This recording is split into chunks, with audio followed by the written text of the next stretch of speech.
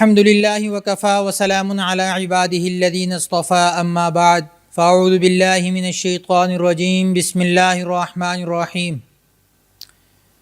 حامیم والکتاب المبین انا انزلناہ فی لیلۃ مبارکۃ انا کنا منذرین صدق اللہ مولانا العظیم وصدق رسولہ النبی الکریم الامین ونحن علی ذلک لمن الشاہدین والشاکرین والحمد للہ رب العالمین۔ معزز ناظرین کرام، السلام علیکم ورحمۃ اللہ وبرکاتہ۔ الحمدللہ رمضان المبارک کا 23واں روزہ ہے، اور ہمارے پروگرام پیام قرآن کے حوالے سے آج ہم 25ویں اور 26ویں پارے کی صورتوں کا خلاصہ ذکر کریں گے۔ آج کی ہماری پہلی صورت سورۃ الدخان ہے۔ سورۃ الدخان، اس کا نام دخان رکھا گیا، اس کا لغوی معنی ہوتا ہے دھواں۔ چونکہ اس کے اندر لفظ دخان آیا ہے اور دھوئیں کا تذکرہ ہوا ہے، اس وجہ سے اس کا نام دخان رکھا گیا۔ یہ سورت مکی ہے اور اللہ رب العزت نے اس کو حروف مقطعات میں سے حامیم سے شروع کیا ہے۔ تو جتنی بھی صورتیں حامیم سے شروع ہوتی ہیں انہیں حوامیم کہا جاتا ہے، تو یہ صورت انہی میں سے ہے۔ ابتدا میں اللہ رب العزت نے قرآن پاک کی قسم کھائی اور کہا کہ اس روشن کتاب کی قسم، انا انزلناہ فی لیلۃ مبارکہ، ہم نے اس کو مبارک رات میں نازل کیا، انا کنا منذرین، تاکہ ہم اس سے لوگوں کو ڈرائیں۔ کتاب کی فضیلت بیان کی اور کتاب کا مقصد بیان کیا۔ فضیلت یہ کہ یہ روشن کتاب ہے، ہدایت والی کتاب ہے، رہنمائی کرنے والی کتاب ہے، اور اس کا مقصد یہ ہے تاکہ ڈرا کر اللہ کی ذات کا تعارف کروا کے لوگوں کو سیدھے راستے پر لایا جائے۔ اور پھر لیلۃ مبارکہ، اس کی وضاحت کی گئی کہ مبارک رات میں کون سی رات مراد ہے۔ تو مفسرین کرام لکھتے ہیں کہ یہاں پر شعبان کی 15ویں رات مراد ہے، کیونکہ آگے جو آیت ہے فیہا یفرق کل امر حکیم، کہ اس رات میں تمام حکمت کے کام ان کا فیصلہ کیا جاتا ہے، ان کے بارے میں طے کیا جاتا ہے کہ یہ کون سے کام کس وقت کس درجے میں کس طرح ہوں گے۔ اور حدیث مبارکہ کی روح سے وہ رات 15 شعبان کی رات، جس کو شب برات کہا جاتا ہے۔ مزید اس صورت کے اندر اللہ رب العزت نے پہلی جو بات بتائی کہ سلطنت اور حکومت کے دھوکے سے بچنا ہے، کہ جس شخص کو اللہ پاک کوئی حکومت عطا فرمائے، اقتدار عطا فرمائے، تو اس کے دھوکے میں پڑھ کے آخرت کو نہ بھول جائے، بلکہ اس کی جو ذمہ داریاں ہیں تو شریعت کے مطابق ان ذمہ داریوں کو پورا کرے۔ اور اس کے بعد آگے اگلی آیت کے اندر اللہ رب العزت نے اس صورت میں قریب میں پیش آنے والے دخان کا واقعہ ذکر فرمایا۔ اب اس میں مفسرین کی مختلف روایات ہیں کہ کیا یہ واقعہ پیش آ چکا ہے یا یہ بعد میں پیش آئے گا۔ اور اس کے بعد اللہ رب العزت نے آگے اپنی قدرت کا بیان فرمایا آیت نمبر 7 اور 8 سے کہ رب السماوات والارض وما بینہما ان کنتم موقنین، کہ اللہ رب العزت کی ذات زمینوں اور آسمان اور اس کے مابین جو کچھ بھی ہے ان سب کا رب ہے، ان سب کا مالک ہے، وہی زندہ کرتا ہے، وہی مارتا ہے، وہی تمہارا بھی رب ہے، وہی تمہارے آباء و اجداد کا بھی رب ہے، لیکن یہ لوگ شک میں پڑے ہوئے ہیں۔ تو پھر آگے اس دخان کا ذکر کیا، تو اس دن کا انتظار کرو کہ جس وقت آسمان سے صریح دھواں نکلے گا۔ تو دخان عربی کے اندر بہت بڑے شر کو بھی کہا جاتا ہے، اس سے مراد عذاب ہے، کہ جو لوگ اس دین کے ساتھ ہنسی ٹھٹا کرتے ہیں، شک کرتے ہیں، اس کا مذاق اڑاتے ہیں، تو وہ پھر ان کو چاہیے کہ وہ انتظار کریں کہ ان کے اوپر اللہ کی طرف سے عذاب نازل ہو، اور پھر وہ لوگوں کو ڈھانپ لے، تو یہ بہت دردناک عذاب ہوگا۔ پھر مومنین کو سکھایا گیا کہ آپ نے کس طریقے سے دعا کرنی ہے کہ ربنا اکشف عنا العذاب انا مؤمنون، کہ ہم تو ایمان والے ہیں، ہم سے اس عذاب کو دور کر دیجیے۔ اور پھر آگے اللہ رب العزت نے دعوت کے کام میں جو مشرکوں کی سازشیں ہیں ان کو ذکر کیا کہ مشرکین کیا کہتے تھے، ثم تولوا عنہ وقالوا معلم مجنون، کہ جب ان کو اللہ کا ذکر بتایا جائے، قرآن کی طرف دعوت دی جائے تو وہ اس سے منہ پھیرتے ہیں اور کہتے ہیں کہ یہ تو مجنون آدمی کی باتیں ہیں، ان باتوں پر یقین نہیں کیا جانا چاہیے۔ انا کاشف العذاب قلیلا انکم عائدون، اللہ فرماتے ہیں کہ ہم کچھ عرصے کے لیے اگر ان سے عذاب ہٹا دیں تو یہ پھر دوبارہ اپنی خصلت پر لوٹ آتے ہیں، اپنی روش کو دوبارہ اختیار کر لیتے ہیں، تو پھر ایک دن سختی سے پکڑے جائیں گے اور پھر اس دن نہیں چھوٹ پائیں گے۔ اور پھر اسی طرح اللہ رب العزت نے آگے قوم فرعون کا واقعہ ذکر کیا آیت نمبر 17 سے، کہ کس طرح اللہ رب العزت نے ان پر اپنی نعمتوں کا نزول فرمایا، لیکن کچھ لوگ جو ایمان نہیں لائے اور فرعون کی ہی پوجا کرتے رہے، تو اس کے بارے میں اللہ رب العزت نے پھر آگے بتایا کہ فرعون تو وہ ہے کہ انہ کان عالیا من المسرفین، کہ جو سرکشی میں سب سے بلند مقام پر فائز تھا، سب سے آگے نکلا ہوا تھا۔ ہم نے ان کو ایسی نشانیاں بھی دی تھیں لیکن انہوں نے ان نشانیوں کو تسلیم نہیں کیا، اور وہ بھی اسی بات کے قائل تھے کہ ہم تو صرف ایک دفعہ کی زندگی لے کر آئے ہیں، اس کے بعد کی کوئی زندگی نہیں ہے، وما نحن بمنشرین۔ تو اس کا اللہ رب العزت نے یہاں پر انکار کیا۔ اور پھر آگے متقیوں کا جو جنت میں اجر ہے اس کا ذکر کیا کہ ان المتقین فی مقام امین فی جنات وعیون یلبسون من سندس واستبرق متقابلین، کہ متقین جو ہیں وہ امن کے مقام میں ہوں گے، پرہیزگار لوگ، اللہ سے ڈرنے والے لوگ، خشوع خضوع والے لوگ اللہ کی جانب سے مقام امن میں ہوں گے، یعنی باغوں میں، چشموں میں ریشم اور دبیز لباس پہن کر ایک دوسرے کے سامنے بیٹھے ہوں گے، جس طرح ہم دنیا کے اندر دوست یار بیٹھ کر آپس میں گپ شپ لگاتے ہیں، محفل سجاتے ہیں، خوش ہوتے ہیں، تو یہی محفلیں متقیوں کی جنت میں لگیں گی۔ وَكَذَلِكَ وَزَوَّجْنَاهُمْ بِحُورٍ عِينٍ، کہ طرح طرح کی نعمتیں ان کو جنت کے اندر دی جائیں گی، حوریں عطا کی جائیں گی، کھانے پینے کی بے بہا نعمتیں ان کے سامنے ڈھیر کی جائیں گی۔ یعنی انسان جس نعمت کا تصور کر سکتا ہے، اپنے تصور کے گھوڑے جہاں تک دوڑا سکتا ہے، جس حد تک اس کا تخیل پرواز کر سکتا ہے، وہاں تک وہ کسی بھی چیز کی انتہا کو سوچے، کسی نعمت کی انتہا کو سوچے، تو جنت کی جو نعمتیں ہوں گی وہ اس انتہا سے بھی بڑھ کر ہوں گی، کیونکہ حدیث میں آتا ہے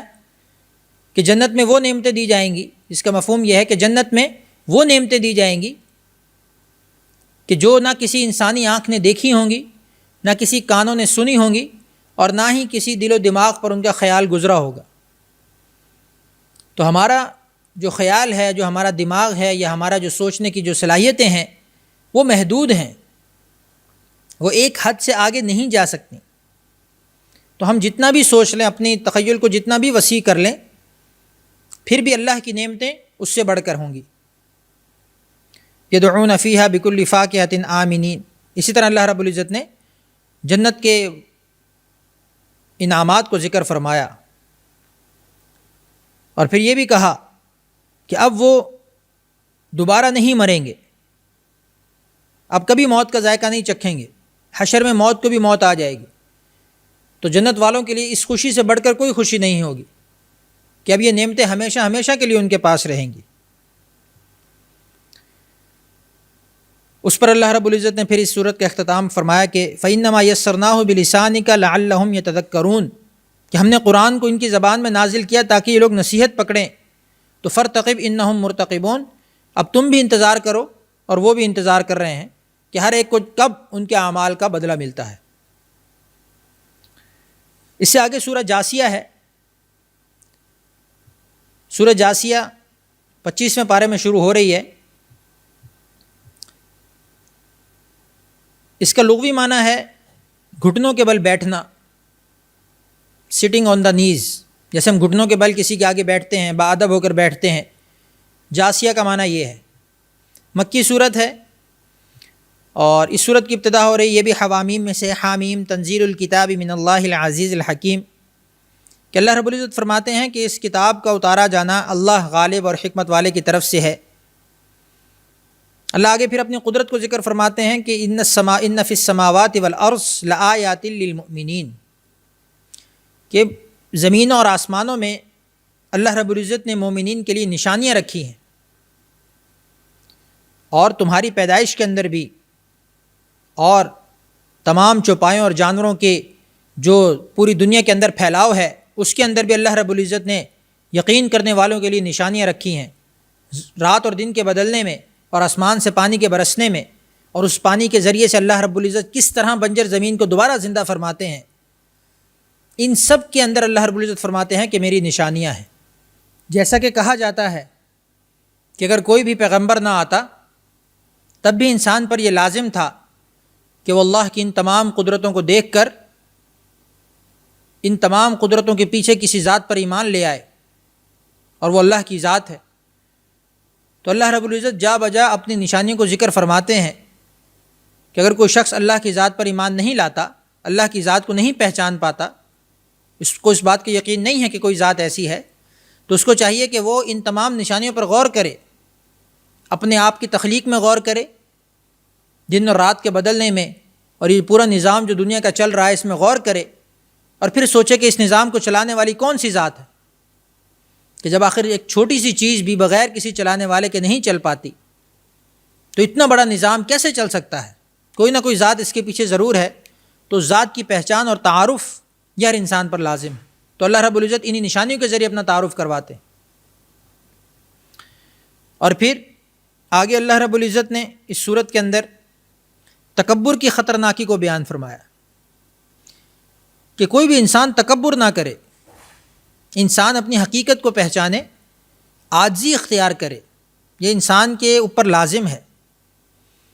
تکبر سے بچے۔ اور تکبر بہت سی قسم کا ہوتا ہے، کبھی انسان کو اپنی ذات کا تکبر ہوتا ہے، کبھی اس کو اپنے عہدے کا تکبر ہوتا ہے، کبھی اس کو اپنے مال و دولت کا تکبر ہوتا ہے، کبھی اس کو اپنے جاہ و حشمت کا تکبر ہوتا ہے، کبھی اس کو اپنے اقتدار کا تکبر ہوتا ہے۔ تو اللہ رب العزت سے ہر قسم کے تکبر سے پناہ مانگنی چاہیے۔ اللہ کے نبی کی حدیث کا مفہوم ہے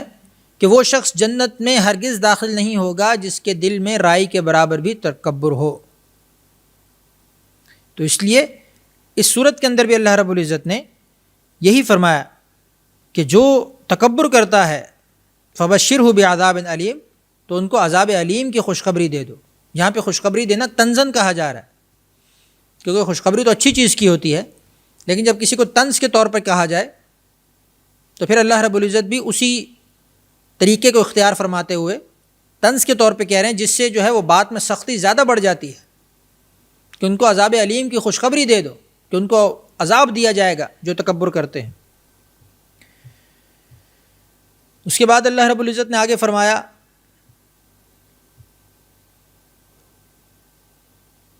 کہ جب یہود نے کفار قریش کی مدد کی اور مسلمانوں کے خلاف یہ دونوں گروہ اکٹھے ہو گئے، تو انہیں بھی پھر ان کا سبق یاد دلایا گیا کہ تمہارے ساتھ کیا ہوا تھا، تو قریش کے ساتھ بھی وہی ہوگا اگر وہ یہود کی روش اختیار کریں گے۔ تو شروع میں جو ہم نے ذکر کیا کہ سورہ جاسیہ کے اندر اللہ رب العزت نے اپنی وحدانیت کو 6 دلائل کے ساتھ بیان کیا۔ ایک تو آسمان و زمین کی تخلیق، انسانوں کی تخلیق، جانوروں کی تخلیق، دن اور رات کی گردش، آسمان سے پانی کا اترنا اور اس کے ذریعے سے بنجر زمین کو دوبارہ زندہ کرنا، اور ہواؤں کا چلنا اور اس کے نظام کو چلانا، یہ وہ اللہ کی قدرتیں ہیں کہ جن کے ذریعے سے اللہ رب العزت اپنی وحدانیت کو ثابت کرتے ہیں۔ اور پھر بنی اسرائیل پر اللہ کی نعمتوں کا تذکرہ ہوا کہ اللہ رب العزت کی لاڈلی قوم تھی، تو اللہ رب العزت نے ان کو بے پناہ نعمتوں سے نوازا، لیکن جب اس کے بعد انہوں نے سرکشی اختیار کی اور اللہ کی بات کو نہیں مانا، تو پھر اللہ تعالیٰ نے ان کو مختلف عذابات سے بھی گزارا۔ تو ہمارے قرآن میں ان کا تذکرہ بار بار کرنے کا مقصد یہی ہے کہ ہم اپنے آپ کو ان کے پیرائے میں دیکھنے کی کوشش کریں کہ ہم پر اللہ رب العزت کی روزانہ کتنی نعمتیں نازل ہوتی ہیں، اللہ رب العزت ہم پر کتنا انعام اور فضل فرماتے ہیں۔ ہم اپنے اوپر غور کریں، اپنی تخلیق میں غور کریں، اپنے جسمانی نظام میں غور کریں، اپنی زندگی گزارنے کے 24 گھنٹوں کے اندر غور کریں کہ ہم اللہ رب العزت کی کتنی نعمتوں سے فائدہ اٹھاتے ہیں، لیکن اس کے بدلے میں ہماری طرف سے اللہ کے لیے کیا ہوتا ہے۔ تو اگر یہی روش چلتی رہی تو اللہ رب العزت کی سنت بھی وہی ہے کہ جو سرکشی کرے گا اس پر اللہ کا عذاب آئے گا۔ تو ہم پر اگرچہ وہ اجتماعی عذاب تو نہیں آئے گا نبی علیہ الصلوۃ والسلام کی دعا کی برکت سے، لیکن کیا اس کے علاوہ ہم بہت سے عذاب نہیں بھگت رہے؟ ہم بحیثیت قوم یا بحیثیت فرد اپنی اپنی جگہ پر کسی نہ کسی آزمائش اور مشکل میں گرفتار ہیں۔ کوئی نہ کوئی ناجائز مشکل بھی ہمارے اوپر آ جاتی ہے جس کی ہمیں سمجھ نہیں آتی کہ یہ کہاں سے آئی ہے، اس کے تو ہم حقدار نہیں تھے، یہ تو ہماری نہیں ہے، لیکن وہ کسی نہ کسی ہمارے اس عمل کی وجہ سے آ رہی ہوتی ہے کہ جو عمل اللہ سے دور لے جانے والا ہے۔ تو اللہ پاک اپنے قریب کرنے کے لیے اس طرح کی عذابات اور اس طرح کی آزمائشوں میں ہمیں مبتلا فرماتے ہیں۔ تو ہمیں اس چیز کو دیکھنا چاہیے، غور کرنا چاہیے کہ ہم ان آزمائشوں کو اس طریقے پر لیں کہ ہم اللہ کے قریب ہو جائیں، وہ چیز ہمیں اللہ کے قریب لے جائے، ان کا مقصد ہی یہی ہے۔ اور پھر آگے چل کے اللہ رب العزت نے وہی جو مشرکوں اور کافروں کا جو انکار تھا کہ اس دنیا کے بعد کوئی زندگی نہیں ہے، کوئی مر کے دوبارہ نہیں جاگنا، تو اللہ رب العزت نے اس کا انکار کیا اور ان کو بتایا کہ اس کے بعد بھی ایک زندگی ہے۔ آپ کہہ دیجئے کہ اللہ ہی تمہیں زندہ کرتا ہے، پھر تمہیں مارے گا اور پھر تمہیں اکٹھا کرے گا قیامت کے دن، جس میں کوئی شک نہیں ہے، ولیکن اکثر الناس لا یعلمون، اکثر لوگ نہیں جانتے۔ لیکن ان کو بتانے کے لیے یہ سارا نظام ان کو سمجھایا گیا کہ یہ سارا نظام اللہ رب العزت ابھی بھی چلا رہے ہیں اور اس کے بعد بھی چلے گا۔ اور اس کے بعد اس صورت کے آخر میں اللہ رب العزت نے دوبارہ دنیا کی زندگی کی بے ثباتی کو بیان فرمایا کہ اللہ رب العزت نے ان لوگوں کا ذکر کیا کہ جو خدا کی آیتوں کو مخول بنا کر رکھتے ہیں، ان سے ہنسی مذاق کرتے ہیں۔ اور یہ کس وجہ سے ہوتا ہے؟ وہ اس وجہ سے کہ ان کو دنیا کی زندگی نے دھوکے میں ڈال رکھا ہے کہ دنیا کی زندگی کے اندر جتنی نعمتیں ان کو میسر ہیں، جتنی چیزیں ان کو حاصل ہیں، تو یہ سمجھتے ہیں کہ شاید یہی ساری چیز ہے، یہی ساری دنیا ہے، اس کے بعد کوئی زندگی نہیں ہے۔ تو اس دھوکے کی وجہ سے وہ اپنے آخری جو سفر ہے اور آخری جو اس کے بعد زندگی نئی شروع ہونے والی ہے، اخروی زندگی کو بالکل بھلا بیٹھے ہیں۔ تو اللہ تعالیٰ فرماتے ہیں کہ ہم اس دن جب ان کو ان کے اعمال کا بدلہ دیں گے تو پھر ان کو نکالا نہیں جائے گا، پھر یہ ہمیشہ ہمیشہ کے لیے اسی عذاب میں رہیں گے۔ اور پھر آخر میں اپنی کبریائی پر اللہ رب العزت نے سورت کا اختتام فرمایا کہ وَلَهُ الْكِبْرِيَاءُ فِي السَّمَاوَاتِ وَالْأَرْضِ، کہ ساری کی ساری بڑائیاں اسی اللہ کے لیے ہیں جو بھی زمین و آسمان میں ہے، اور وہی غالب حکمت والا ہے۔ اس کے آگے اللہ رب العزت نے اگلی سورت شروع فرمائی، سورہ احقاف، یہ بھی حوامیم میں سے ہے، حامیم سے شروع ہو رہی ہے۔ احقاف کا لغوی معنی ہوتا ہے، احقاف یہ مکی سورت ہے، اور اس کا لغوی معنی ہوتا ہے پہاڑ یا مٹی کے جو پہاڑ ہوتے ہیں، بڑے بڑے تودے، ان کو احقاف کہا جاتا ہے۔ تو اس سورت کے اندر اللہ رب العزت نے شروع کے اندر یہ بیان فرمایا کہ جب آپ قرآن پاک کو لوگوں کے سامنے پیش کریں گے تو بہت سے لوگ ایسے ہوں گے جو اس قرآن سے اعراض کریں گے، کچھ لوگ اس کو قبول کریں گے، لیکن کچھ لوگ ایسے ہوں گے جو اس سے پس و پیش سے کام لیں گے، اعراض کریں گے، اس سے منہ موڑیں گے۔ تو آپ نے ان کو کیا کہنا ہے؟ قُلْ أَرَأَيْتُم مَّا تَدْعُونَ مِن دُونِ اللَّهِ، کہ کیا تم نہیں دیکھتے کہ جن چیزوں کو بھی تم خدا کے علاوہ پکارتے ہو، ارونی ماذا خلقوا من الارض، تو مجھے بھی تو دکھاؤ کہ انہوں نے دنیا کے اندر کون سی ایسی چیز پیدا کی ہے۔ اگر یہ اللہ کے ساتھ تم ان کو شریک ٹھہراتے ہو تو ان کا کوئی ایک کارنامہ تو بتاؤ۔ تو ظاہر ہے کہ کوئی کارنامہ نہیں ہے، وہ تو اپنی ذات کے بھی مالک نہیں ہیں، اپنی ذات پر بیٹھی ہوئی ایک مکھی تک نہیں اڑا سکتے۔ تو اس بنیاد پر ان کے شرک کی نفی کی گئی۔ اور پھر آگے اللہ رب العزت نے یہ بتایا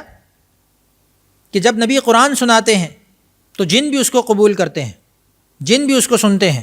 اللہ کی تمام مخلوقات اس میں جن بھی شامل ہیں، تو جن بھی قرآن پاک کو سنتے ہیں۔ اور دوسری طرف یہ بتایا جا رہا ہے کہ باپ جب اسلام کی دعوت دیتا ہے تو بیٹا اس کو قبول نہیں کرتا، یہ بھی اس صورت کے اندر ذکر ہے۔ اور یہ بھی کہا گیا کہ اللہ رب العزت کی طرف سے جس کو توفیق ملتی ہے، جس کو اللہ رب العزت چن لیتے ہیں، جس پر اللہ رب العزت اپنی نظر کرم فرماتے ہیں، وہی اللہ کے احکامات کو قبول کرنے کی صلاحیت رکھتے ہیں۔ تو گویا کہ یہ توفیق اور یہ چوائس بھی اللہ کی طرف سے ہی ہے۔ ہم میں سے کوئی بھی شخص کسی کے لیے دعا تو کر سکتا ہے، لیکن اس کو اٹھا کر ہدایت کے راستے پر نہیں لا سکتا۔ اس کو تبلیغ کی جا سکتی ہے، اس کو بات سمجھائی جا سکتی ہے، اس کے لیے دعا کی جا سکتی ہے، لیکن اس کو 100% اٹھا کر ہدایت کے راستے پر نہیں چلایا جا سکتا۔ یہ صرف اللہ کی توفیق سے ممکن ہے۔ اور توفیق کس کو ملتی ہے؟ کہ جو اپنے آپ کو اس کے لیے پیش بھی کرے۔ قرآن میں اللہ فرماتے ہیں انلزمکموہا وانتم لہا کارہون، کہ کیا ہم دین اسلام کو تمہارے لیے ایسے ہی چمٹا دیں گے، اس کو تمہارے ساتھ ایسے ہی جوڑ دیں گے اور تم اس کو ناپسند کرنے والے ہوگے؟ ایسا نہیں ہوتا۔ علم الہی ہو یا دین اسلام ہو یا اس سے ریلیٹڈ جتنی بھی چیزیں ہوں، ان سب کے لیے طلب ضروری ہے، تڑپ ضروری ہے۔ جو طلب صادق لے کر آئے گا، سچی تڑپ کے ساتھ آئے گا، دین کے علم کو حاصل کرنا چاہے گا، اس کو اللہ رب العزت توفیق دیں گے کہ وہ دین کا علم حاصل کر سکے۔ بے غرضوں کو، جس کو طلب نہ ہو، بے طلبوں کو کچھ نہیں ملتا، طلب والوں کو ملتا ہے۔ پھر آگے یہاں پر جب احقاف کا نام آیا ہے سورت کے اندر، تو وہ اس لیے کہ اس جگہ کا نام ہے احقاف جہاں پر قوم عاد رہتی تھی،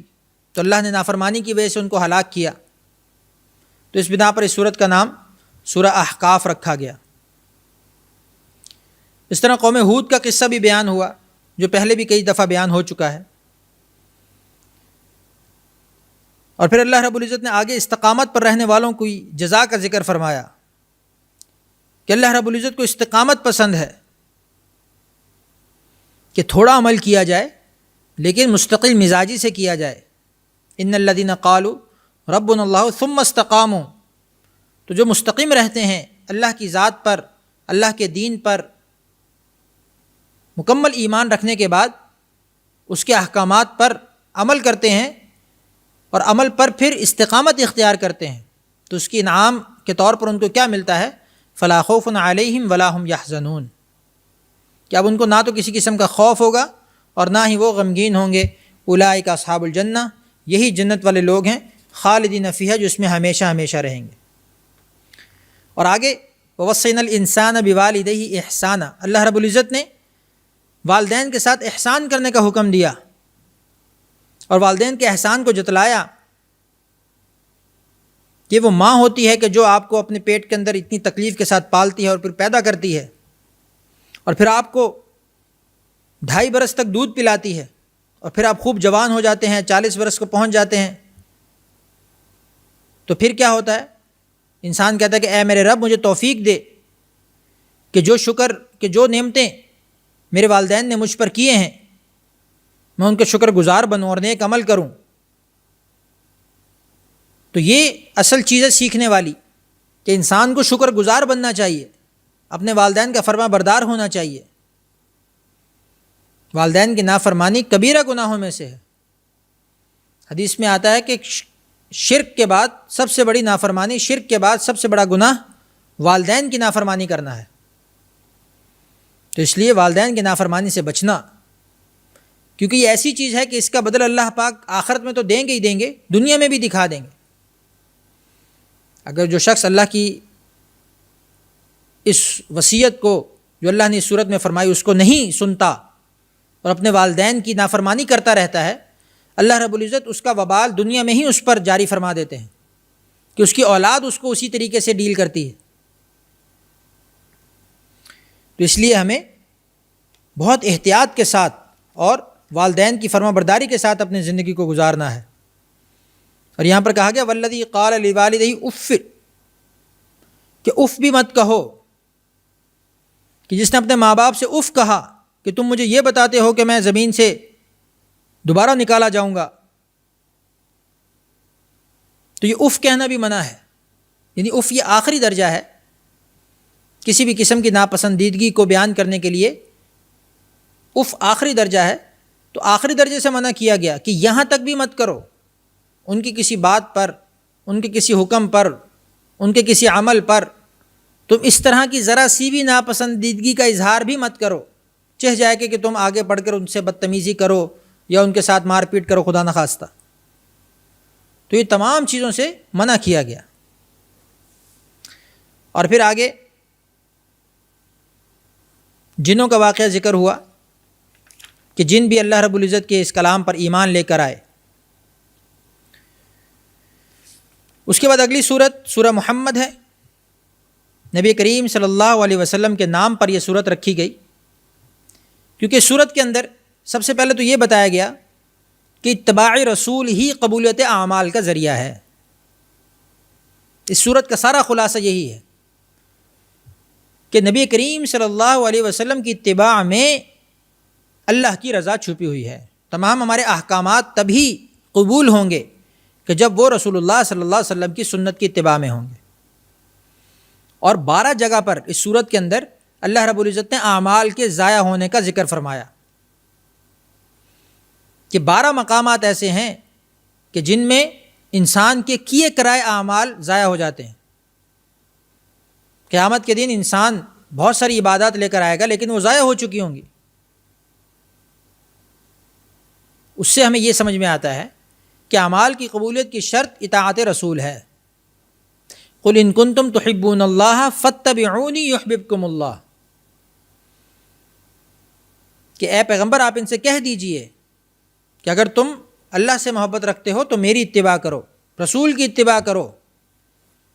رسول کی اتباع کرو گے تب تمہیں اللہ کی محبت نصیب ہوگی. تو اس پوری صورت کا خلاصہ یہی ہے. اور اس صورت کے اندر اللہ رب العزت نے جو یہ فرمایا کہ جو لوگ ایمان لائے وہ یہ کہتے ہیں کہ کوئی صورت کیوں نازل نہیں کی گئی، اور پھر جب کوئی صاف مطلب والی صورت نازل کی جاتی ہے اور اس میں قتال کا ذکر کیا جاتا ہے تو پھر آپ دیکھتے ہیں کہ جن لوگوں کے دلوں میں بیماری ہے وہ آپ کی طرف ایسے دیکھتے ہیں کہ جیسے اس پر موت کی بے ہوشی طاری ہو گئی ہو. یعنی اللہ رب العزت اپنی آیات سے، اپنی نشانیوں سے انسانوں کو پرکھتے ہیں، جانچتے ہیں. اور چونکہ جہاد نفس انسانی پر بہت شاق گزرتا ہے، مشکل ہوتا ہے، لیکن اطاعت کا تقاضا یہی ہے کہ جب جس وقت جو حکم آ جائے اس کو سر بجشم قبول کیا جائے، سر آنکھوں پر اس کو تسلیم کیا جائے. اپنے تقاضوں کو، اپنی ضروریات کو اس وقت پیچھے رکھنا اور اللہ کے حکم کو آگے رکھنا، مقدم رکھنا، یہ ایمان کا تقاضا ہے. اور آخر میں ان لوگوں کے عقاب کا تذکرہ ہے کہ جو رسول کی نافرمانی کرتے ہیں. ہا انتم ہؤلاء تدعون لتنفقوا فی سبیل اللہ فمنکم من یبخل. تو اللہ رب العزت نے ان کی نافرمانی کو ذکر کیا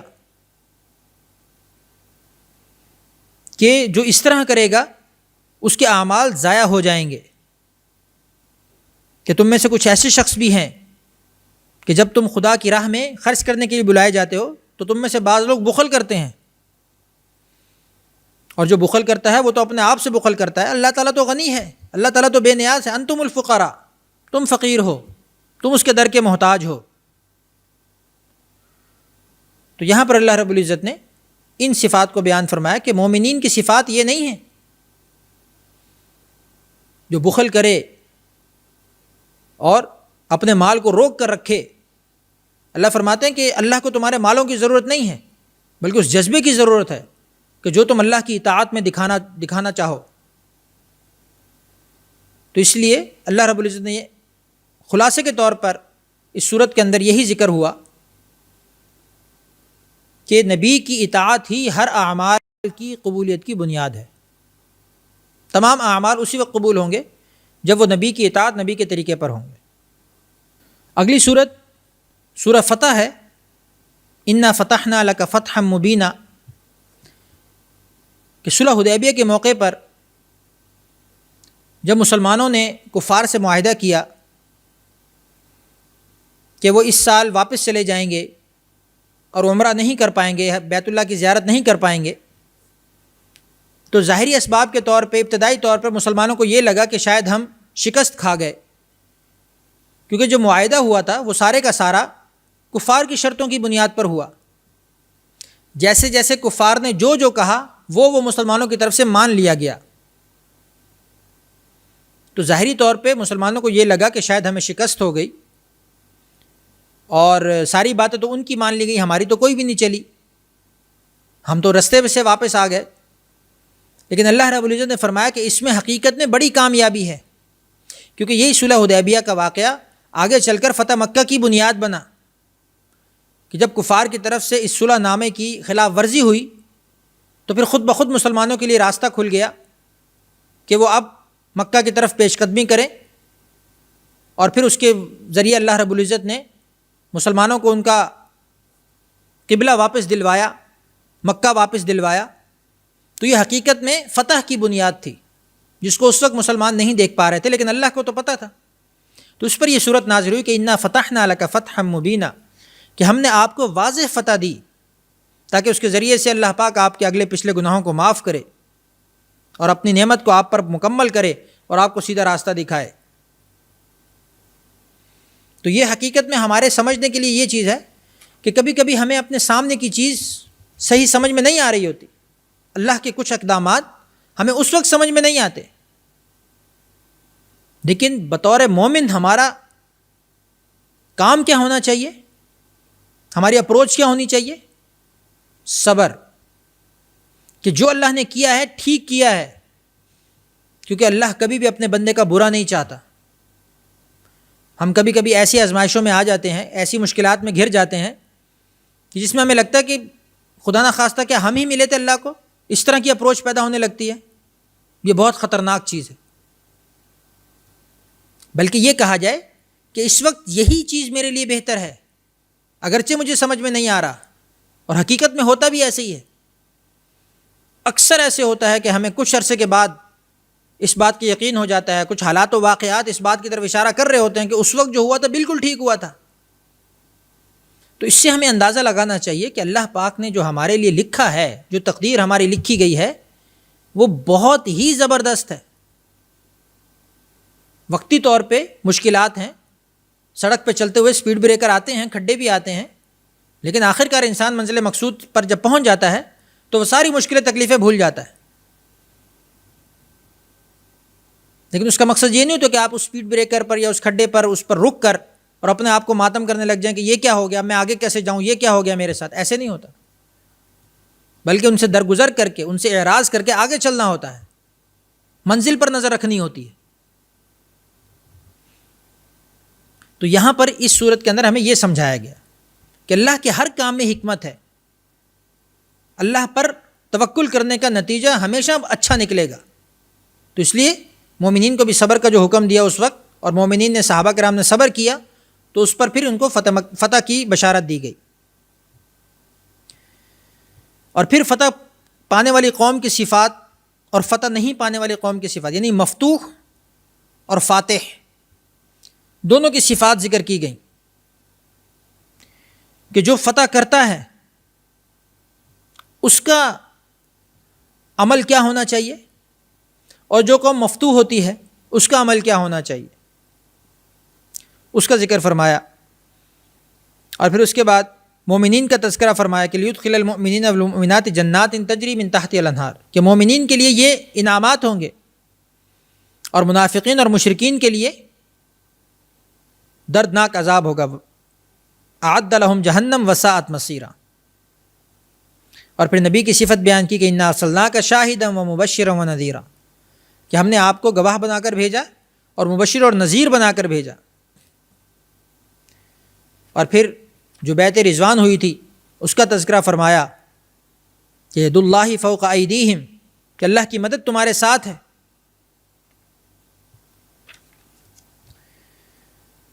اور آگے چل کے اللہ رب العزت نے مومنین کے بارے میں اپنی رضامندی کا اظہار فرمایا کہ لقد رضی اللہ عن المؤمنین اذ یبایعونک تحت الشجرہ، اس بیعت رضوان کا تذکرہ ہوا کہ اللہ تعالیٰ ان مومنین سے راضی ہو گیا، کیونکہ صلح حدیبیہ میں ایک موقع ایسا آیا تھا کہ جب مومنین کی طرف سے حضرت عثمان غنی رضی اللہ تعالیٰ عنہ کو سفیر بنا کر قریش کی طرف بھیجا گیا، تو وہاں پر قریش نے ان کو کسی وجہ سے روک لیا اور یہ افواہ اڑ گئی کہ حضرت عثمان رضی اللہ تعالیٰ عنہ کو شہید کر دیا گیا ہے۔ تو عرب کے اندر یہ دستور تھا، بلکہ آج تک بھی ہے، کہ کسی بھی ملک کے سفیر کو کچھ نہیں کہا جاتا، چاہے ملکوں کے درمیان میں کوئی بھی جنگ لڑی جا رہی ہو، لیکن جو دونوں ملکوں کے قاصد ہوتے ہیں، سفیر ہوتے ہیں، ان کو کچھ نہیں کہا جاتا۔ لیکن جب یہاں پر یہ خبر اڑی تو مسلمان بہت مشتعل ہوئے اور انہوں نے کہا کہ اب ہم لازمی حضرت عثمان کا بدلہ لیں گے، اور اسی بات پر آپ علیہ الصلوۃ والسلام کے ہاتھ پر بیعت کی۔ لیکن بعد میں پتہ چلا کہ یہ خبر جھوٹی تھی، تو اللہ رب العزت نے پھر مومنین کو تسلی دی۔ اور دوسری طرف عثمان رضی اللہ تعالیٰ عنہ کو کافروں کی طرف سے یہ آفر کی گئی کہ آپ آ گئے ہیں، آپ ہمارے لیے محترم ہیں، قابل احترام ہیں، ہم آپ کی جماعت کی طرف سے جو آپ پیغام لائے ہیں اس کو تو ہم پورا نہیں کر سکتے، لیکن ہم آپ کو اجازت دے سکتے ہیں کہ آپ آ جائیں اور آپ طواف کر لیں، عمرہ کر لیں، جو آپ کا دل کرے کر لیں اور پھر چلے جائیں۔ لیکن حضرت عثمان رضی اللہ تعالیٰ عنہ اس قدر عشق رسول اللہ صلی اللہ علیہ وسلم میں ڈوبے ہوئے تھے کہ انہوں نے کہا کہ اگر میرے حبیب کو اجازت نہیں ملی، اگر میرے دوسرے رفقا کو اجازت نہیں ملی تو میں اکیلا کیسے کر سکتا ہوں، اور وہ پھر واپس آ گئے۔ تو اس واقعے کی طرف اس صورت کے اندر اشارہ کیا گیا اور ذکر کیا گیا۔ اور پھر اس صورت کے آخر میں اللہ رب العزت نے لقد صدق اللہ رسولہ الرؤیا بالحق، کہ اپنے رسول کو جو خواب دکھایا اس کی سچائی کی طرف اشارہ کیا کہ اللہ رب العزت نے اپنے رسول کو سچا خواب دکھایا کہ ان قریب آپ کو مسجد حرام میں داخل فرمائیں گے۔ تو یہ جو خواب دیکھا تھا آپ علیہ الصلوۃ والسلام نے، تو اس کی سچائی پھر فتح مکہ کے موقع پر نظر آئی، اس کی تعبیر بنی۔ اور پھر ان کی صفات کیا تھیں کہ کس حالت میں وہ داخل ہوں گے، محلقین رؤوسکم ومقصرین لا تخافون، کہ عاجزی کے ساتھ داخل ہوں گے اور کسی قسم کا خوف نہیں ہوگا۔ اور پھر آخری آیت کے اندر محمد رسول اللہ والذین معہ اشداء علی الکفار رحماء بینہم، صحابہ کرام کی صفات ذکر فرمائیں کہ اے اللہ کے رسول، جو لوگ آپ کے ساتھ موجود ہیں ان میں سے کچھ جو ہیں وہ کفار پر بہت شدید ہیں، سخت ہیں، اور کچھ آپس میں رحم دل ہیں۔ تراہم رکعا سجدا، کہ جو صحابہ کرام ہیں یہ کفار کے مقابلے میں جب آتے ہیں تو بہت شدید ہوتے ہیں، یعنی اسلام کے دشمنوں کے بارے میں ان کا نظریہ اور ان کا طرز عمل بہت شدید اور سخت ہوتا ہے، لیکن رحماء بینہم، آپس میں یہ لوگ بہت ہی محبت اور پیار کے ساتھ رہتے ہیں، نرمی کے ساتھ رہتے ہیں۔ تو یہی طرز عمل ہر مومن کا ہونا چاہیے کہ جہاں اللہ رب العزت کی نافرمانی کی بات ہو، جہاں اللہ رب العزت کے احکامات کو توڑنے کی بات ہو، جہاں جو ہے وہ اللہ کے نافرمانوں کی بات ہو، وہاں پر اپنا مزاج سخت رکھا جائے، ان کے ساتھ اپنا مزاج ایک سختی کے ساتھ ان کے ساتھ پیش آیا جائے، لیکن جہاں پر آپس مسلمانوں کی بات ہے، مومنوں کی بات ہے، وہاں پر نرمی کو اختیار کیا جائے۔ تو یہ صحابہ کرام کی صفات کو بیان کرنے کا مقصد یہ ہے کہ ہم تمام ان صفات کو اختیار کرنے والے بنیں۔ اور آخر میں اللہ رب العزت نے مومنین اور نیک اعمال کرنے والوں کے لیے مغفرت اور اجر عظیم کا وعدہ کیا۔ تو اللہ رب العزت سے دعا ہے کہ رمضان المبارک کے اس آخری عشرے کے صدقے ہم سب کو ان تمام اعمال کو اختیار کرنے کی توفیق عطا فرمائے۔ وآخر دعوانا ان الحمد للہ رب العالمین۔